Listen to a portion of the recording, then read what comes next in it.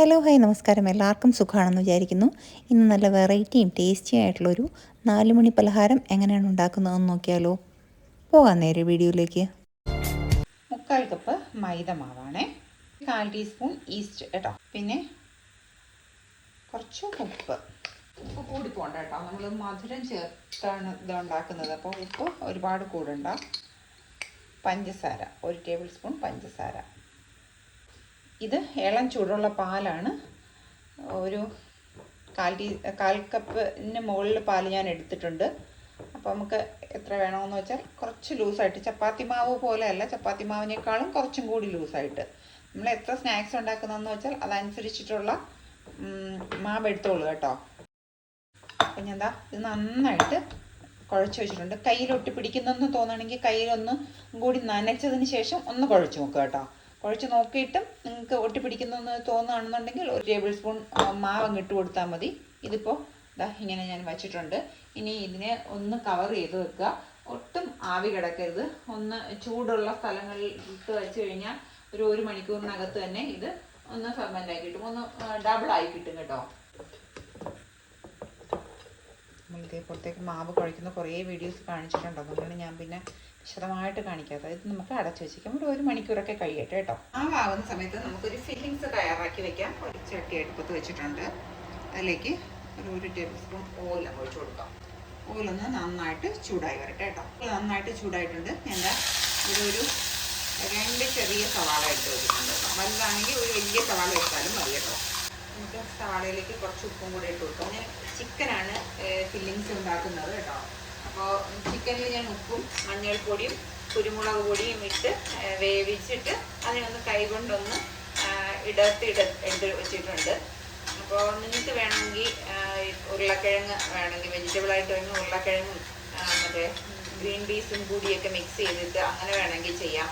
പിന്നെ അതല്ല മുട്ട കൊണ്ട് വേണമെങ്കിൽ, ഞാനിപ്പോൾ ഈ ഉണ്ടാക്കുന്ന ഈ ഫില്ലിങ്സ് പോലെ ഉണ്ടാക്കിയിട്ട് മുട്ട പുഴുങ്ങിയിട്ട് ഞാനിപ്പോൾ ചിക്കൻ ഇടുന്നതിന് പകരം നിങ്ങൾ ആ മുട്ട ചെറുതായിട്ട് കുഞ്ഞു കുഞ്ഞു പീസായിട്ട് നുറുക്കിയിട്ടാലും മതി. അതല്ല രണ്ടായിട്ട് നമ്മൾ പപ്സൊക്കെ ഉണ്ടാക്കൂലേ, അതേപോലെ 2ആയിട്ട് എടുത്തിട്ടിട്ടാലും മതി. എങ്ങനെയായിരുന്നാലും മതി. അപ്പോൾ അത് അവരവരുടെ ഇഷ്ടത്തിനനുസരിച്ച്. ഞാനിപ്പോൾ ചിക്കൻ എടുക്കുന്നു എന്നുള്ളതേ ഉള്ളൂ കേട്ടോ. ഒരു 1/4 ടീസ്പൂൺ കാശ്മീരി മുളക് പൊടിയാണ്, 1/4 ടീസ്പൂണിനും താഴെ മഞ്ഞൾപ്പൊടി, 1/4 ടീസ്പൂൺ തന്നെ മല്ലിപ്പൊടി. ഇടുന്നത് ചിക്കൻ മസാലയാണ്, 1/4 ടീസ്പൂൺ ചിക്കൻ മസാല. ഇതിലേക്ക് ഒരു 1/4 ടീസ്പൂൺ ഇഞ്ചി വെളുത്തുള്ളി പേസ്റ്റ്. നിങ്ങൾ ഇഞ്ചി വെളുത്തുള്ളി ചതച്ചതാണ് ഇടുന്നതെന്നുണ്ടെങ്കിൽ കുറച്ച് നേരത്തെ ഇട്ട് ഒന്ന് മൂപ്പിച്ചെടുക്കണം കേട്ടോ. ഇതിൻ്റെ ഒരു പച്ച മണം ഒന്ന് മാറണം. നന്നായിട്ട് 2 സെക്കൻഡ് ഒന്നങ്ങ് ആക്കി കൊടുക്കുക. നല്ല ചൂട് ഈ ചട്ടിയാവുമ്പോഴത്തേക്ക്, ഇരുമ്പിൻ്റെ ചട്ടിയാവുമ്പോൾ നല്ല ചൂട് ഒന്ന് ചട്ടി ചൂടായി കിട്ടിക്കഴിഞ്ഞാൽ പിന്നെ പെട്ടെന്ന് കാര്യങ്ങളായി കിട്ടും കേട്ടോ.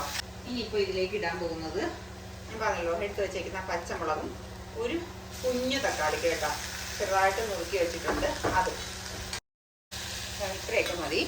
ഇനിയിപ്പോൾ ഞാൻ എടുത്ത് വെച്ചേക്കുന്ന ചിക്കൻ എന്താ ഞാൻ വേവിച്ചതിന് ശേഷം കൈകൊണ്ട് ഒന്ന് പിച്ചിയിട്ടിട്ടുണ്ട്. ആ ചിക്കൻ ഞാൻ കൊടുക്കാം. എല്ലാം കൂടി ഒന്ന് നന്നായിട്ട് മിക്സ് ചെയ്തിട്ട് ഒരൽപ്പം കറിവേപ്പിലയാണ് ഞാൻ ഇട്ട് കൊടുക്കുന്നത്. മല്ലിയില ഉണ്ടെങ്കിൽ മല്ലിയില ഇട്ട് കൊടുക്കുക കേട്ടോ. എൻ്റെ കയ്യിൽ മല്ലിയില തീർന്നത്, അതുകൊണ്ട് ഞാൻ മല്ലിയില ഇടുന്നില്ല, കറിവേപ്പിലയാണ് ഇടുന്നത്. അതും ചെറുതായിട്ട് നോക്കിയിട്ടുണ്ട്. നമ്മുടെ ഫില്ലിങ്സ് ഇത്രയേ ഉള്ളൂ. ഇതിപ്പോൾ റെഡി ആയിട്ടുണ്ട്. നമുക്ക് ഇതിനെ അടച്ചു വയ്ക്കാം. ഇപ്പോൾ എന്താ നമ്മുടെ മാവൊക്കെ ഡബിളായിട്ടുണ്ടോ എന്ന് നോക്കാം. നല്ല പൊന്നി വന്നിട്ടുണ്ട്. നമുക്ക് കയ്യിലൊന്ന് ഓയിലൊന്ന് ബ്രഷ് ചെയ്തതിന് ശേഷം ഒന്നും കൂടി ഒന്ന് റോൾ ചെയ്തെടുക്കാം. ആദ്യം ഒരു മാവെടുത്തു, അതിൽ നിന്ന് കുറച്ച് പൊടിയുണ്ടല്ലോ, ആ പൊടി ഒന്നങ്ങ് ബ്രഷ് ചെയ്ത് കൊടുത്തു. അപ്പോൾ എനിക്ക് ഈസി ആയിട്ട് പരത്തുന്നതിന് വേണ്ടിയിട്ടാണ് അങ്ങനെ ചെയ്തത് കേട്ടോ. എന്താ കുറച്ചും കൂടി കട്ടിക്ക് വരുത്താം കേട്ടോ.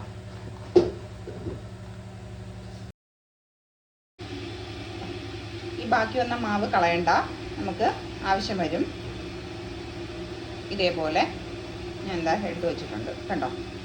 തീരെ കട്ടി കുറച്ചല്ല പരത്തിയേക്കണം കേട്ടോ. അതേപോലെ നമുക്ക് ഓരോന്നും പരത്തിയെടുക്കാം. അപ്പം ഞാൻ എന്താ ഒരു 3-4-5 ബോൾ ഷേപ്പിൽ ഇതാ ഉണ്ടാക്കി വെച്ചിട്ടുണ്ട് കണ്ടോ. ഇതേപോലെ 3-4-5 എണ്ണം ഉണ്ടാക്കി വെച്ചിട്ടുണ്ട്. ഇനി എങ്ങനെയാണ് ചെയ്യുന്നതെന്ന് കാണിക്കാം. നമുക്ക് ഇതിൽ നിന്ന് ഓരോ ഷീറ്റായിട്ട് നമുക്ക് എടുക്കാം. എടുത്തതിന് ശേഷം നമ്മൾ നേരത്തെ ഉണ്ടാക്കി വെച്ചേക്കുന്ന ആ ഫില്ലിങ്സ് ഉണ്ടല്ലോ, ആ ഫില്ലിങ്സ് കണ്ടോ നല്ല തണുത്തിരിപ്പുണ്ട്. ഈ ഫില്ലിങ്സ് ഇതിനകത്തോട്ട് ഒരു പകുതി ഭാഗം കേട്ടോ, ഒരുപാട് തള്ളി കുത്തിക്കയറ്റേണ്ട, ഇതിങ്ങനെ ഒന്നങ്ങ് പ്രസ് ചെയ്ത് കൊടുത്താൽ മതി കേട്ടോ. ഇങ്ങനെ ഒന്നങ്ങ് പ്രസ് ചെയ്ത് കൊടുത്താൽ മതി. എന്നിട്ട് ഒരു ഭംഗിക്ക് വേണ്ടി ഒരു ഫോർക്കിൻ്റെ സൈഡ് കൊണ്ട് ഇങ്ങനെ ഒരു ഷേപ്പ് ഞാൻ ആക്കി കൊടുക്കുന്നുണ്ട് കേട്ടോ. കണ്ടോ, ഇതേപോലെ നമുക്ക് എല്ലാ സാധനങ്ങളും അതേപോലെ അങ്ങ് ആക്കിയെടുക്കും. എന്താ ഒരു 6 എണ്ണം ഉണ്ടാക്കി വെച്ചിട്ടുണ്ട്. ഒന്നും തീരെ ചെറുതാണ് കേട്ടോ. നമുക്ക് എന്നും അടച്ചൊരു 10 മിനിറ്റ് വെച്ചേക്കാം. അത് കഴിഞ്ഞതിന് ശേഷം ബാക്കി പരിപാടി ചെയ്യാം. ഇപ്പോൾ ഒരു 10 മിനിറ്റൊക്കെ കഴിഞ്ഞിട്ടുണ്ട്. നമുക്ക് ഓപ്പൺ ചെയ്യാം. ഒരു മുട്ട നന്നായിട്ട് ബീറ്റ് ചെയ്തെടുക്കുക. ഞാനിപ്പോൾ എയർ ഫ്രയർ എടുത്ത് വെച്ചിട്ടുണ്ട്. അതിലേക്ക് നമുക്ക് ഓരോന്നായിട്ട് അങ്ങ് പറക്കി വെക്കാം. മുട്ട ബീറ്റ് ചെയ്തിട്ട് എടുത്ത് വെക്കുന്നതിനേക്കാളും ഇങ്ങനെ അങ്ങ് എടുത്ത് വെക്കുമ്പം പെട്ടെന്ന് വയ്ക്കാനായിട്ട് എളുപ്പമാണ് കേട്ടോ. അതുകൊണ്ടാണ് ഞാൻ അങ്ങനെ ചെയ്യുന്നത്. ഇപ്പോൾ ഞാൻ എല്ലാം അടുക്കി വെച്ചിട്ടുണ്ട്.